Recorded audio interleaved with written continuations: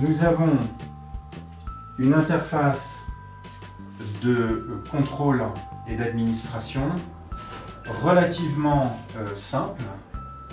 La possibilité donc de visualiser les applications complémentaires qui peuvent être installées. En l'état ici, nous voyons un Excel et un Word. Nous aurions pu rajouter un PowerPoint, nous aurions pu rajouter d'autres choses. Et une page d'administration qui va vous permettre de rentrer dans le paramétrage du Mondopad.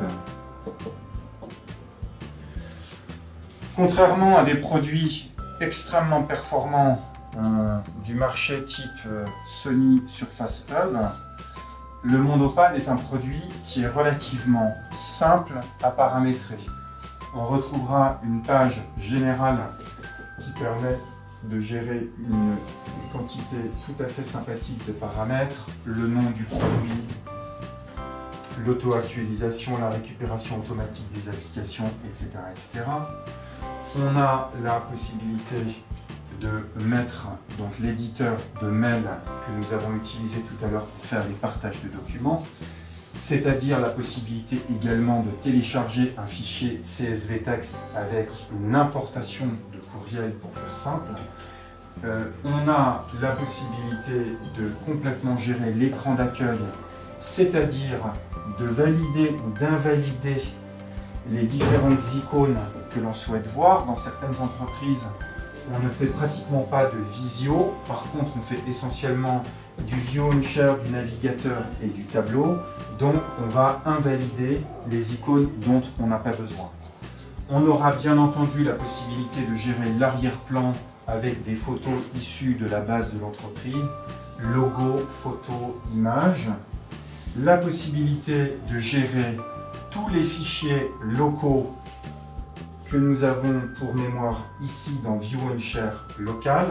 La chose importante à retenir, c'est que dans le fichier local, on voit apparaître ici les différents fichiers et nous avons donc la possibilité pour les fichiers de définir également un code PIN.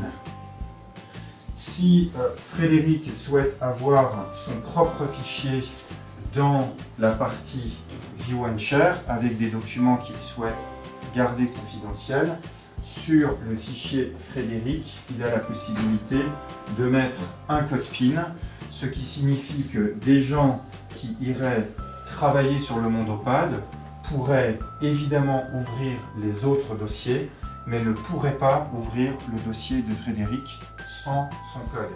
Il y a effectivement aussi ici la possibilité de supprimer des fichiers si on souhaite faire une action de nettoyage, parce que parfois on a tendance à rajouter des fichiers sur le local, on oublie parfois de les enlever, donc dans l'interface de contrôle, il y a ici la possibilité très simplement de choisir des fichiers et de dire on les supprime, on les garde. On retrouve une gestion complète du réseau. Ici ce sont les réseaux de l'ordinateur avec ou sans fil, avec la possibilité de mettre des adresses IP fixes, DHCP, toute forme de choses que les directeurs des services informatiques connaissent bien. Il y a également la possibilité de gérer le réseau sans fil. En effet, le Mondopad peut également servir de borne Wi-Fi, notamment quand on fait, comme on l'a vu tout à l'heure, du cast. Ça veut dire quoi? Ça veut dire que ce réseau Wi-Fi n'est pas forcément en corrélation avec le réseau de l'entreprise et peut donc servir à des invités pour uniquement faire une liaison de leur tablette sur le Mondopad sans utiliser ou sans toucher au réseau de l'entreprise. C'est une fonctionnalité qui est appréciée dans les endroits où le Mondopad est mis en location et où les invités, dans les hôtels par exemple, souhaitent juste disposer d'une liaison wireless pour connecter des tablettes au Mondopad. Au niveau de la fonction calendrier, on a la possibilité de interfacer le calendrier avec un compte Microsoft Exchange pour retrouver sur le widget calendrier ce qui se passe sur le Microsoft Exchange. On a la possibilité au niveau de la visio de gérer des comptes SIP. Les gens qui connaissent la visio savent que le paramétrage des comptes SIP est important, ce qui signifie qu'on a donc bel et bien ici le compte InFocus natif, en dessous le compte Videtel qu'on avait utilisé précédemment. C'est à ce niveau-là que vous allez pouvoir rentrer sur les comptes additionnels que vous souhaitez utiliser. Vous allez pouvoir rentrer tous les paramétrages nécessaires, le nom, le mot de passe, le domaine, le serveur proxy, le port, le type de transport, le cryptage s'il y en a un, et vous allez donc retrouver absolument tous les paramètres quand vous utilisez l'interface de Visio. Vous avez des paramètres supplémentaires qui sont la possibilité dans les extras de décider quelles sont les applications que vous voulez apparaître ou pas. Vous avez une gestion de l'alimentation avec les heures de gestion du fonctionnement, heure d'ouverture, heure de fermeture, du dimanche au samedi.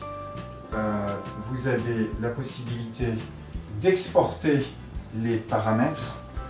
Ça veut dire quoi? Ça veut dire que si vous préparez un Mondopad et que vous en avez acheté plusieurs, ce qui est le cas de certains de nos clients qui décident d'en installer 1, 2 ou 3 pour justement faire du collaboratif dans un immeuble entre étages, vous avez la possibilité d'exporter les paramètres de votre premier Mondopad, et ça veut dire que en important les paramètres, vous allez faire le numéro 2 et le numéro 3 de façon extraordinairement rapide. C'est juste une importation du premier. Vous avez un accès à la mise à jour logicielle.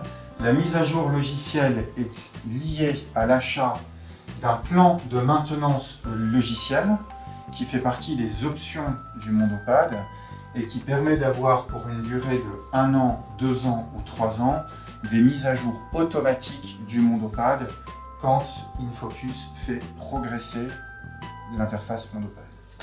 Et pour terminer, vous avez bien entendu la possibilité de modifier le code d'accès admin à l'interface de contrôle.